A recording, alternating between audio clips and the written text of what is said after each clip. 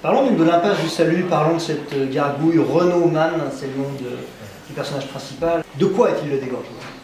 Alors, la gargouille. En fait, il est piégé par ses raisonnements. Parce qu'en fait, ça commence comme ça. Le livre raconte l'histoire du mal, comment le mal l'enchaîne. Et donc, le premier maillon du mal, c'est ses raisonnements. Il va détester le monde à travers lui-même. Il va plus loin qu'Alceste. Alceste, il déteste le monde. Mais finalement, il ne se déteste pas tant que ça. Le problème, c'est qu'il a hérité de son époque. Cette époque, c'est la postmodernité, qui est en fait une époque assez triste, parce que où l'être est réduit à sa fonction, à une fonction. Fonction de consommateur, c'est-à-dire que après avoir été chair à canon ou chair à beauté, maintenant on est chair à consommer, bon, très bien. Et donc c'est assez... il hérite en fait de toute cette crise existentielle. Il ne veut pas se réduire à la fonction que le monde lui donne. Et donc avec ça, il ne peut que transmettre un dégoût finalement. Renaud Mann, explique-moi son nom. Alors Mann, l'homme. Voilà, non, c'est pas l'homme, c'est vraiment cette nourriture du désert du peuple juif.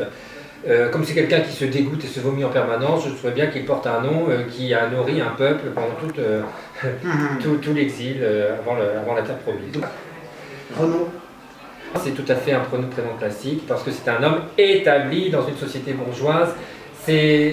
Contrairement à Alceste qu'on évoquait tout à l'heure, lui, il vient du monde bourgeois et cette détestation du monde vient de son embourgeoisement aussi. Voilà. Il a conscience que Renaud Mann est une entité qu'il prononce lui-même, qu'il utilise. Alors c'est quelqu'un qui aime se prononcer.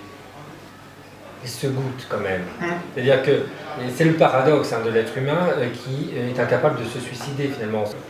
Renaud Mann est un suicide éternel. Il se vomit, il déteste le monde, il ne va pas au suicide et on sent bien que finalement, si on gratte un peu, peut-être qu'il s'aime un peu trop.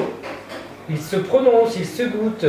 Il y a dans son goût du mépris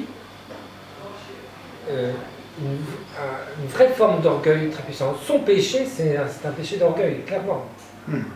Oui, c'est-à-dire globalement, donc le livre commence, il est en prison, il a tué. Ça on l'a dit. Donc le livre raconte l'histoire du mal, comment le mal l'enchaîne, comment le mal s'enchaîne.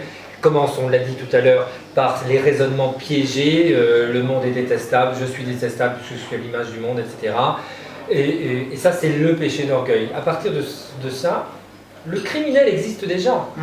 Tout le reste... Il est né assassin, écris-tu. Mais oui, il est né assassin. Tout le reste n'est créé, n'est engendré que par lui. C'est le pécheur qui engendre le péché, les circonstances du péché. La pute n'existe que parce qu'il a décidé d'être adultère. Et de la même façon, le jeune qu'il va tuer, il est victime avant même que lui soit bourreau.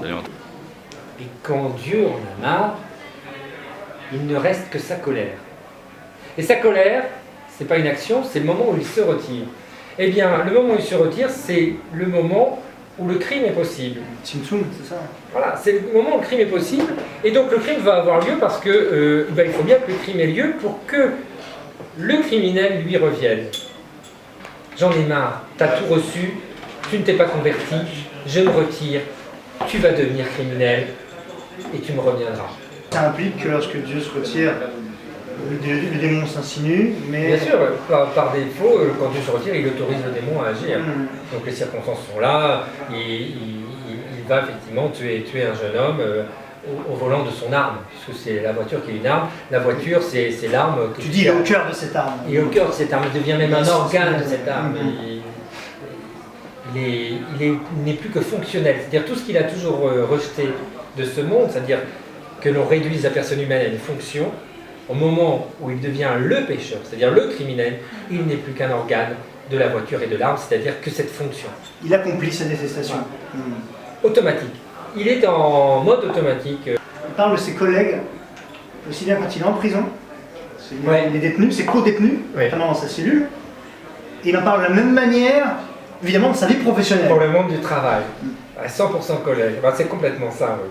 De toute façon, le monde carcéral commence avec la maternelle, on le sait tous, mais... Oui, mais oui. globalement, effectivement, il se fait aussi des collègues en prison. C'est-à-dire que c'est pas... quand je dis ça, je ne signifie pas seulement que le travail est une prison. Je signifie aussi qu'en prison, il va nouer des relations humaines codifiées et il y a des vrais liens qui vont se tisser. Et donc c'est des collègues, même si des co-détenus, c'est des collègues. Des collègues de galère. Nous avons galéré ensemble, nous avons miséré ensemble. Voilà.